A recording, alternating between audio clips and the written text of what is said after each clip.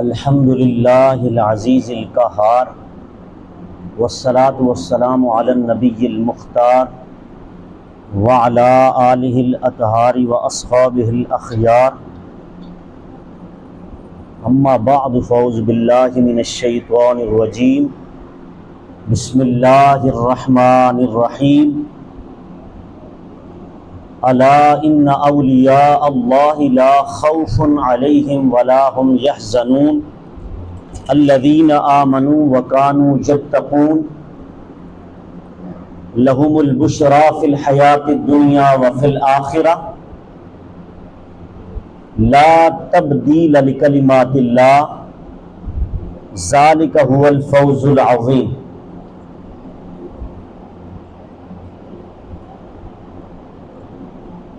ان اللہ وملائکتہ یصلون علی النبی یا ایہا الذین آمنوا صلوا علیہ وسلموا تسلیما اللہم صل علی سیدنا و اصحاب سیدنا و مولانا محمد وبارک وسلم وصلی علیہ الصلاۃ والسلام علیک یا رسول اللہ وعلی آلک و اصحابک یا سیدی یا حبیب اللہ الصلاۃ والسلام علیک یا نبی اللہ وعلی آلک و اصحابک یا شفیع المذنبین۔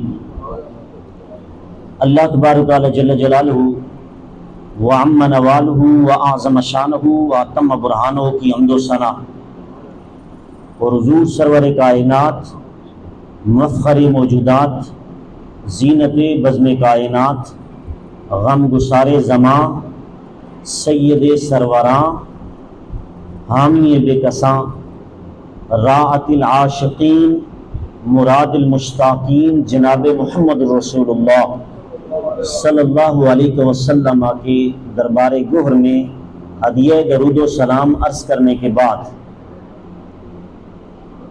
حاملین عقیدہ اہل سنت جمیع احباب السلام علیکم ورحمۃ اللہ تعالی علیہ۔ اللہ تبارک تعالیٰ کا لاکھ لاکھ شکر ہے کہ اللہ رب العزت نے پھر سے جمعۃ المبارک کا مقدس اجتماع ہم سب کو نصیب فرمایا۔ میں دعا کرتا ہوں کہ اللہ رب العزت آج کے اس مقدس جمعۃ المبارک کے عظیم اجتماع کے توسل سے ہم سب کے گناہوں کا کفارہ بنائے۔ حضرات محترم، سفر المظفر کا مہینہ ہے اور اس ماہ مقدس میں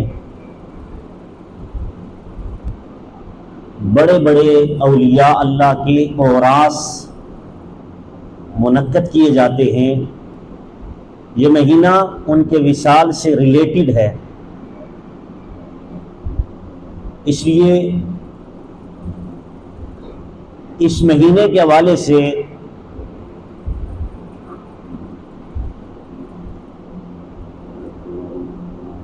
بعض دیہاتوں میں اور شہروں کے اندر بھی سفر کے مہینے میں یہ کہا جاتا ہے کہ یہ بلائیں نازل ہونے والا مہینہ ہے، اس میں آفتیں نازل ہوتی ہیں، پریشانیاں نازل ہوتی ہیں۔ تو یاد رکھیے میرے مصطفیٰ کریم علیہ الصلوۃ والسلام نے 1400 سال پہلے بخاری شریف کے اندر حدیث نمبر 124 ہے، لا عدوى ولا طیرہ ولا عامہ ولا سفر۔ حضور نے فرمایا کہ یہ سفر کا مہینہ جس کے بارے میں ہماری وہم پرستی ہے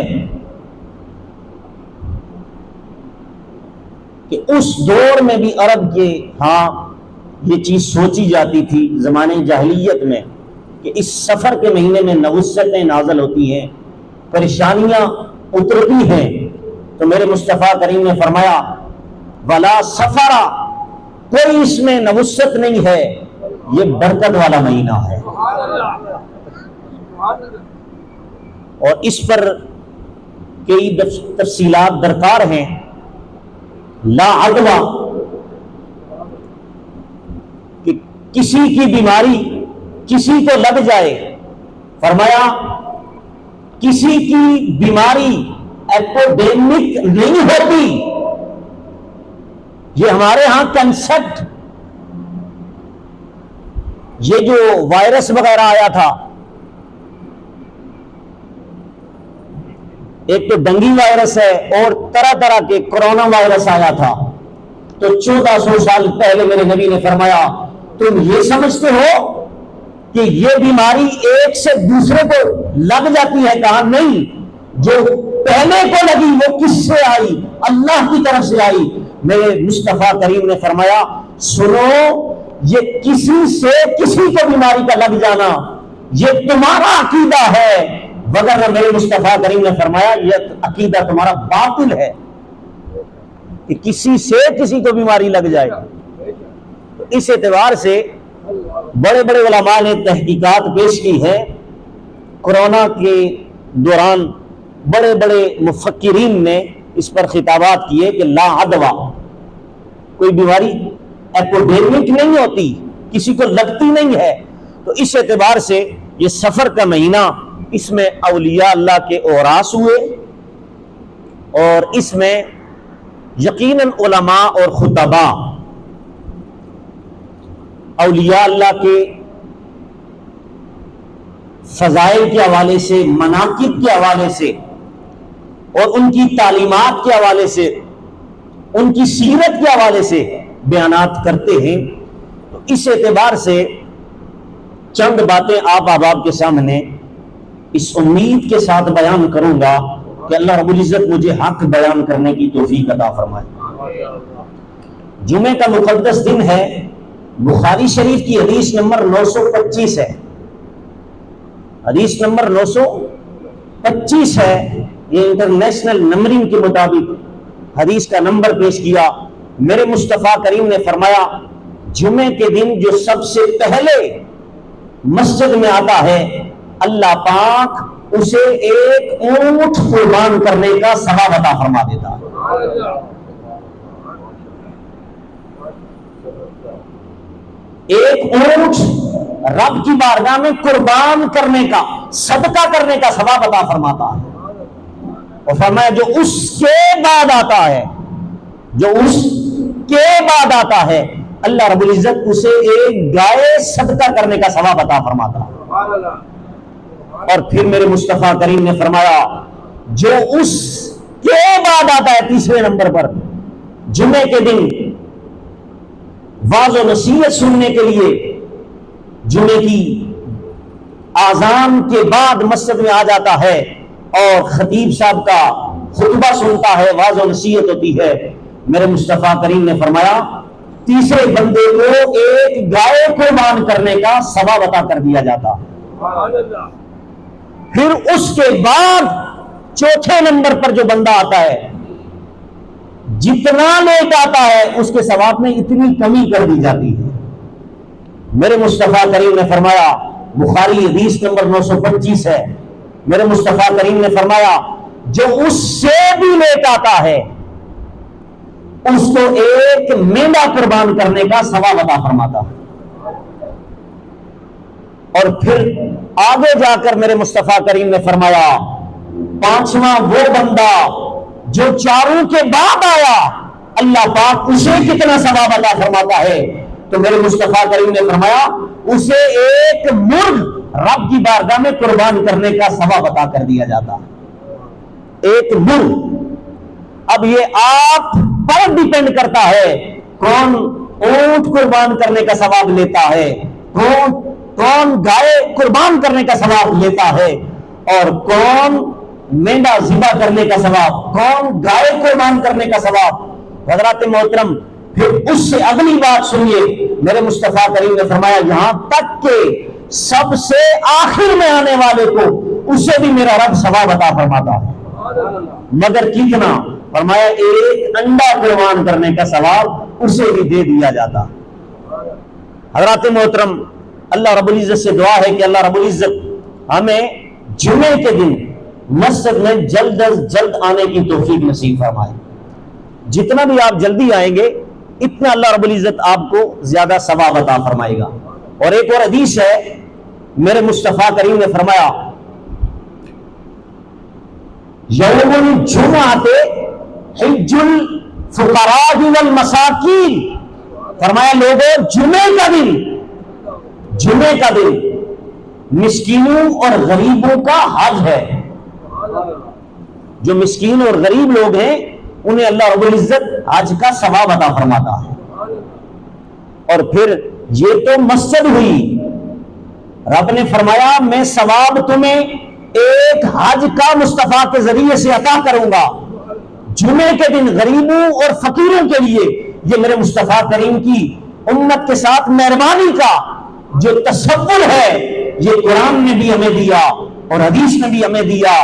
تو میرے مصطفیٰ کریم نے فرمایا غریبوں اور مسکینوں کا دن جو ہے، عید کا دن، یہ جمعے کا دن ہے۔ اگر جمعہ پڑھ لو گے اہتمام کے ساتھ تو اللہ پاک تمہیں حج کا ثواب عطا فرما دے گا۔ آگے چلیے، یہ تو رب کا گھر ہوا۔ تو میرے مصطفیٰ کریم نے فرمایا کوئی ایسے بھی ہیں جو گھر میں رہتے ہیں، جمعہ پڑھنے کے لیے نہیں آتے، میرے مصطفیٰ کریم نے فرمایا انہیں بھی گھر کے اندر مقبول حج کا رب ثواب عطا فرما دیتا ہے۔ فرمایا وہ کیسے کہ اپنے گھر میں رہیں تب بھی ثواب حج کا، اور رب کے گھر میں آ جائیں جمعے کے دن تب بھی حج کا ثواب۔ تو گھر میں کس طرح حج کا ثواب ملے گا؟ تو میرے مصطفیٰ کریم نے فرمایا صبح اٹھ کر جو اولاد اپنے ماں باپ کے چہرے کو بغیر کینہ اور بغض اور عداوت کے پیار سے رحمت بھرے انداز سے اپنے ماں باپ کے چہرے کو تک لیتا ہے، اللہ پاک حجۃ مبرورہ قبول کیے ہوئے حج کا ثواب عطا فرماتا ہے۔ نعرہ تکبیر، نعرہ رسالت، نعرہ رسالت، نعرہ تحقیق، نعرہ تحقیق، حق جا رہی ہے۔ علماء اہل سنت۔ تو اب تصور کریں کہ وہ جو حج جس میں بدنی عبادت بھی تھی، مالی اور مالی مرکب عبادت جسے کہا گیا، جس میں مشقت بھی کی جاتی ہے اور مال بھی ضائع کیا جاتا ہے، آج اس دور میں تقریباً 15 لاکھ روپے کا حج ہم کرتے ہیں، لیکن اس حج کے بارے میں میرے مصطفیٰ کریم نے گارنٹی نہیں دی کہ رب نے تمہارے اس حج کو قبول کر دیا ہے۔ ہاں، جس حج کی قبولیت کی گارنٹی مدینے سے آئی ہے وہ تیرے گھر کے اندر تیرے دو ماں باپ ان کے چہرے میں اللہ رب العزت نے یہ گارنٹی عطا فرمائی ہے۔ فرمایا گھر جاؤ اپنے ماں باپ کے چہرے کو رحمت بھری نظر سے دیکھ لو، تمہیں اللہ ایک مقبول قبول شدہ حج کا ثواب عطا فرما دے گا۔ حضرت عمر میرے مصطفیٰ کریم کے غلاموں صحابہ نے عرض کی یا رسول اللہ، اب بچے ہیں نا، باپ کے سامنے ایک ہی نظر نہیں دیکھیں گے، صبح اٹھیں گے رحمت بھری نظر سے ایک مرتبہ دیکھنے سے ایک حج کا ثواب ملتا ہے، اور اگر کوئی 2 بار دیکھے، بلکہ یا رسول اللہ کوئی 100 بار دیکھے تو اسے کتنی بار حج کا ثواب ملے گا؟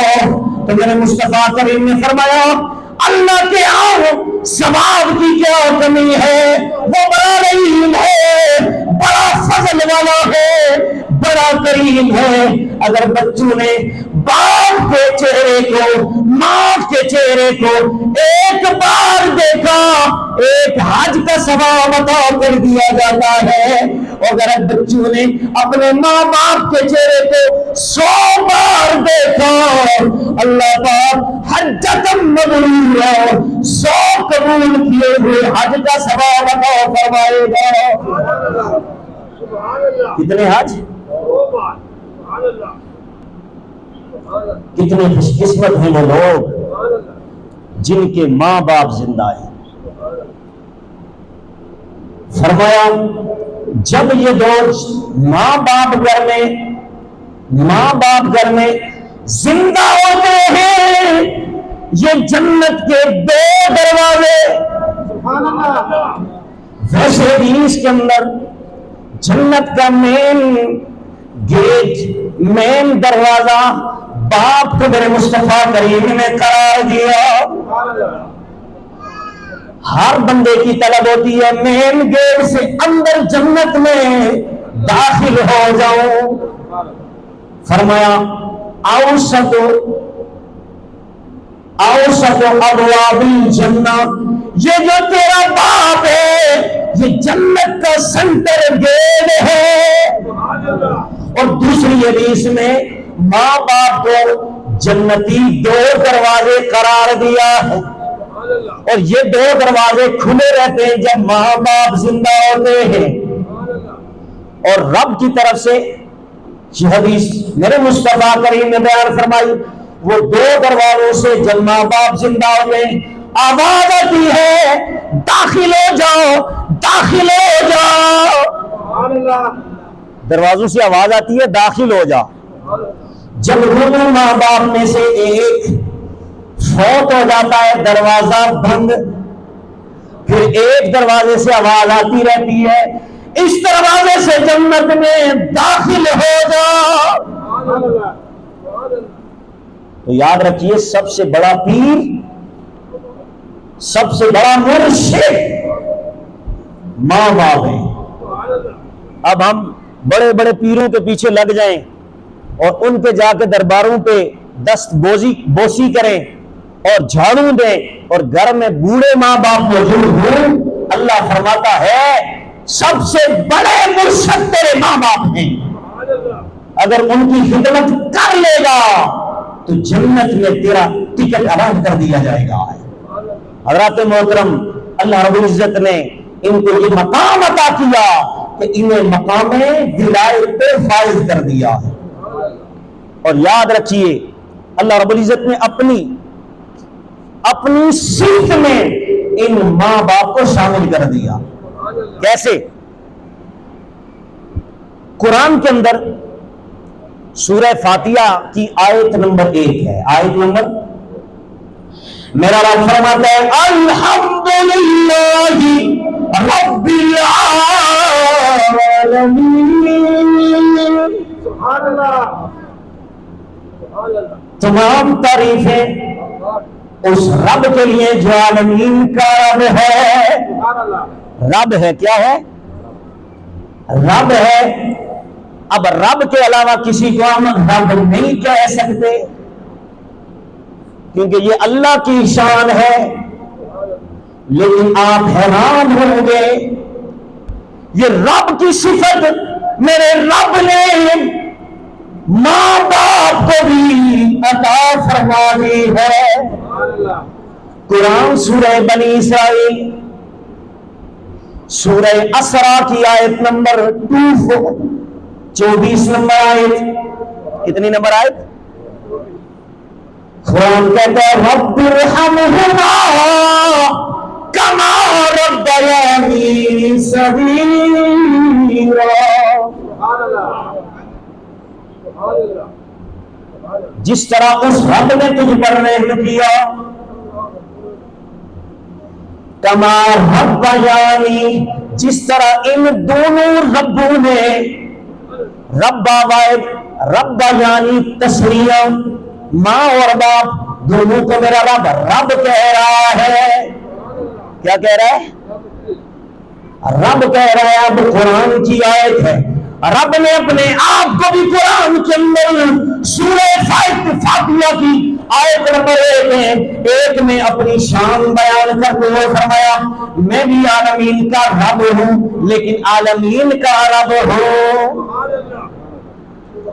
اور یہ جو تیرے ماں باپ ہیں یہ تیرے رب ہیں، میں بھی رب ہوں، یہ بھی رب ہیں. اور اسی طرح سورہ یوسف کی آیت نمبر 41، 42، 43، 41، 42، 43 تین مقام پر میرے رب نے مصر کے بادشاہ کے لیے رب کا لفظ بولا ہے. کون سا لفظ بولا ہے؟ رب کا لفظ بولا ہے. اب ذہن میں تصور آتا ہے رب کتنا بڑا لفظ ہے. رب کسی کو رب کہنا یہ کتنا بڑا لفظ ہے کہ کسی کو رب قرار دیا جائے. اب رب خود رب ہو کر ماں باپ کو رب کہہ رہا ہے, مصر کے بادشاہ کو بھی رب کہہ رہا ہے. تو قرآن کے اندر 4 مقام پر اللہ رب العزت نے رب کے لفظ کا استعمال کیا ہے. اب حضرات محترم, سب سے بڑے ولی اور سب سے بڑی بارگاہ اللہ کے بعد جس کا شکر ادا کرنے کے لیے میرے رب نے قرآن کی آیتیں اتاری, وَاعْبُدُوا اللَّهَ وَلَا تُشْرِكُوا بِهِ شَيْئًا. کہیں رب کہتا ہے وَقَضَىٰ رَبُّكَ أَلَّا تَعْبُدُوا إِلَّا إِيَّاهُ وَبِالْوَالِدَيْنِ إِحْسَانًا. حضرات محترم, اب یہ والدین کا مقام ہے, تو اس سے ہمیں سمجھنا چاہیے کہ جب تک اپنے ماں باپ کو راضی نہ کیا جائے, بندہ پیر صاحب کے پاس چلا جائے, ساری زندگی پیر صاحب کی خدمت کرتا رہے اور ماں باپ گھر میں بوڑھے موجود ہیں ان کی خدمت نہ کرے, رب ساری وہ اس کی جو اس کی خدمت کرنا ہے رب اسے مردود کر دے گا. اس لیے سب سے بڑے پیر ماں باپ ہیں. کون ہیں؟ ماں باپ ہیں. اب حضرات محترم, کیونکہ موضوع اس طرف چل نکلا کیونکہ مقام ولایت پہ بات کرنی تھی, تو مقام ولایت پر اللہ رب العزت نے قرآن مجید کے اندر جو میں نے آیت کریمہ خطبے کے دوران پڑھی, سورہ یونس کی آیت نمبر 61, 62, 63 پڑھنے کا شرف حاصل کیا. اس میں اللہ رب العزت ارشاد فرماتا ہے, الا خبردار, انا بے شک, اولیاء اللہ, ولی کی جمع ہے اولیاء اللہ, جو اللہ کے دوست ہیں, لا خوف علیہم ولا هم یحزنون, نہ انہیں کوئی خوف ہے نہ انہیں کوئی غم ہے, نہ وہ غمگین ہوں گے. اب یہاں پر اس آیت میں میرے رب نے ولیوں کی شان کو بیان کیا ہے. ولیوں کی اس سفر کے مہینے میں بڑے بڑے اولیاء اللہ کے اوہراس ہوئے. کیا ہوئے؟ اوہراس کیا ہے یہ سمجھیے. جب ان کا وصال ہوتا ہے نا تو ان کے وصال والے دن عرس ہوتا ہے. کیا ہوتا ہے؟ تو عرس یہ ہے, عرس کا معنی ہے شادی, عربی میں عرس شادی کو کہتے ہیں. یعنی ملاقات, محبوب کی ملاقات محبوب کے ساتھ ہے, اس کو شادی کہتے ہیں. کیا کہتے ہیں؟ تو ان کی ملاقات رب سے ہوئی, یہ رب کے معبود ٹھہرے اور رب ان کا معبود ٹھہرا, تو یہ ان ٹھہرنے والے دن, وصال والے دن کو اس لیے کہتے ہیں کہ ان کی رب سے ملاقات ہوئی ہے. اور ملاقات والے دن کو عرس کہتے ہیں. کیا کہتے ہیں؟ عرس. اور عرس میرے نبی نے اپنی ظاہری زندگی میں اس کی بنیاد کو رکھ دیا تھا. یہ میرے نبی کی خود براہ راست سنت ہے کہ میرے نبی نے خود براہ راست عرس کی سنت کو زندہ کیا ہے. آپ کہیں گے کس طرح؟ تو سنیے. لیکن اس سے قبل قرآن مجید کی جو آیت میں نے پڑھی, اس میں اللہ پہلی آیت میں شان اولیاء کو بیان کر رہا ہے. شان اولیاء کو, تو پتہ یہ چلا ولیوں کی شان بیان کرنا میرے رب کی سنت ہے. کیا ہے؟ اور رب کی سنت پر عمل کرنے سے یقیناً رب ثواب بھی عطا فرماتا ہے. دوسری آیت میں اللہ رب العزت نے پہلی آیت میں شان کو بیان کیا اور دوسری آیت میں نشان کو بیان کیا. کس کو؟ یعنی ان کی نشانی بیان کی. میرے رب نے فرمایا الذین آمنوا, یہ جو میرے ولی ہیں, یہ اولیاء ہیں, ان کی نشانی یہ ہے یہ ایمان والے ہیں. کیا ہے؟ ایمان والے ہیں. اب یہاں پر کیونکہ جمعرات والے دن میں نے خطاب کیا تھا تو کچھ لفظ وہ بھی آئیں گے، اس لیے کیونکہ نشستیں چلیں گی، اقساط چلیں گی، جس پر میں آپ احباب کے سامنے قرآن و سنت کی روشنی میں ان کے مناقب اور فضائل بیان کر رہے ہیں۔ اب یہاں پر الذین آمنوا، وہ ایمان والے ہوں گے، کیا ہوں گے؟ وکانوا یتقون، اور پرہیزگار ہوں گے، کیا ہوں گے؟ اب ایمان اور چیز ہے، تقوی اور چیز ہے۔ اب تقوی کیا ہے اور ایمان کیا ہے؟ تو سنیے، ایمان نام ہے کملی والے سے پیار کرنے کا، ایمان نام ہے، ایمان نام ہے کملی والے سے پیار کرنے کا۔ آئیے ذرا سنیے، قرآن مجید کے اندر سورہ بقرہ کی آیت نمبر 165، 165 قرآن کہتا ہے والذین، وہ لوگ آمنوا جو ایمان لا چکے ہیں، اشد حبا للہ، وہ جو ایمان لا چکے ہیں، جو ایمان والے ہیں، اشد حبا للہ، وہی اللہ سے شدید پیار کرتے ہیں، وہی اللہ سے۔ تو ایمان ہوگا تب شدید محبت ثابت ہوگی۔ تو ایمان کیا ہے؟ تو اس آیت سے پتا چلا جو حضور سے پیار کرتا ہے وہی اللہ سے شدید پیار کرتا ہے، جو حضور سے پیار کرتا ہے وہی اللہ سے پیار کرتا ہے۔ اور اس وقت اللہ اپنی محبت قبول نہیں کرتا جب تک مصطفیٰ کی محبت میں قابل نہ ہو جائے۔ اب یہاں پر اللہ رب العزت نے قرآن مجید کے اندر اس تفصیل کو بیان کیا کہ اللہ وہ ہے، نعرہ تکبیر، اللہ اکبر، نعرہ رسالت، نعرہ تحقیق، نعرہ حیدری، علماء اہل سنت زندہ باد۔ فرمایا والذین آمنوا، وہ لوگ جو ایمان لائے، جنہوں نے حضور سے پیار کیا، غلامی کا پٹا اپنے گلے میں ڈالا، اشد حبا للہ، وہی اللہ سے شدید محبت کرتے ہیں۔ کیا کرتے ہیں؟ تو حضور سے محبت، اس کا صلہ کیا ہے؟ اس کا صلہ کیا ہے؟ اب ہم تو ہیں الحمدللہ مسلمان، اور مسلمان ہی نہیں بلکہ حضور کے غلام، حضور کے غلام، اور ہمارے دلوں میں حضور کی محبت۔ ہمیں تو اللہ اتنا اجر عطا فرمائے گا اور حضور خود اس کا اجر عطا فرمائیں گے، لیکن اب تصور کریں بندہ ہو یہودی، اسے کتنا اجر عطا کر دیا جاتا ہے، ہو یہودی اور حضور سے پیار کر لے، حضور سے پیار کر لے، اسے کتنا شرف اور کتنا اجر عطا کر دیا جاتا ہے۔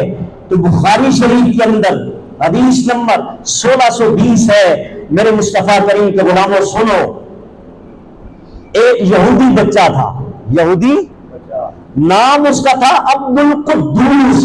کیا نام تھا؟ بخاری شریف کے اندر حدیث موجود ہے، وہ میرے مصطفیٰ کریم کو لوٹے بھر بھر کے وضو کروانے کے لیے پانی دیا کرتا تھا۔ کیا کرتا تھا؟ پانی دیا کرتا تھا۔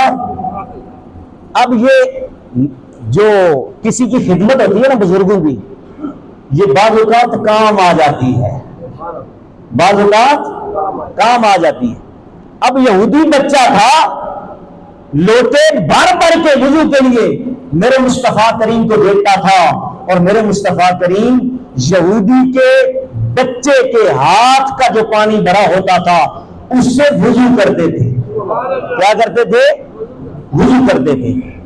اچانک 2-3 دن سے وہ نظر نہیں آیا، 2-3 دن سے نظر نہیں آیا، تو میرے مصطفیٰ کریم نے پوچھا بتاؤ وہ یہودی کا بچہ نظر کیوں نہیں آ رہا؟ تو کسی نے کہا یا رسول اللہ وہ تو کئی دنوں سے بیمار ہے، وہ بیمار ہے۔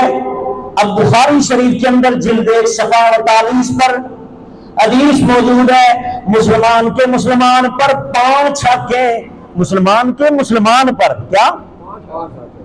مسلمان کے مسلمان پر. لیکن اب حضور کے حق تو امت پر تو نہیں ہو سکتے. ایک یہودی بچہ ہے، لیکن حضور کی کریمی کا عالم یہ کہ بچہ یہودی ہے، بیمار ہو گیا.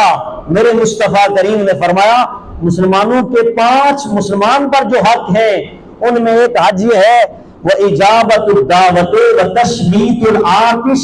اس حدیث کے اندر 5 جو حق بیان ہیں ان میں سے ایک یہ ہے کہ کسی بیمار کی عیادت کرنا. کیا کرنا؟ عیادت کرنا. تو میرے مصطفیٰ کریم اس کی عیادت کے لیے گئے اور جا کر اس کی چارپائی پر بیٹھ گئے اور میرے مصطفیٰ کریم نے اپنے دست مبارک اس بچے کے سر پر رکھا اور رکھ کر کیا کیا؟ سنو.